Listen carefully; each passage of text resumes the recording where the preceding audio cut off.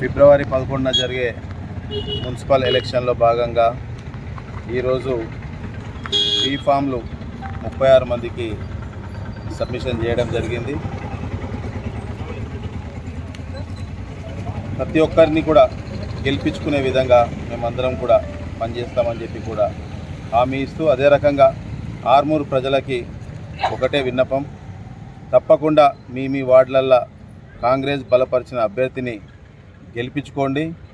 ఎట్లయితే గత 2 సంవత్సరాలుగా ముఖ్యమంత్రి రేవంత్ రెడ్డి గారు ప్రభుత్వం సంక్షేమ ఫలాలు ఏ రకంగా అయితే ఇస్తుందో, అదే రకంగా ఆర్మూరు పట్టణంలో అన్ని వీధులలో అభివృద్ధి ఏ రకమైతే జరుగుతుందో, అదే రకంగా మున్సిపల్లో అన్ని విధాలుగా అభివృద్ధి జరగాలంటే, సంక్షేమ ఫలాలు అందాలంటే ప్రతి వార్డులో కూడా కాంగ్రెస్ బలపరిచిన అభ్యర్థుల్ని భారీ మెజార్టీతోని గెలిపించుకోవాల్సిందిగా మనస్ఫూర్తిగా కోరుకుంటున్నాను. నమస్కారం. ఈరోజు మేము కాంగ్రెస్ పార్టీ బలపరిచిన అభ్యర్థుల బీఫామ్స్ ఇవ్వడానికి రావడం జరిగింది.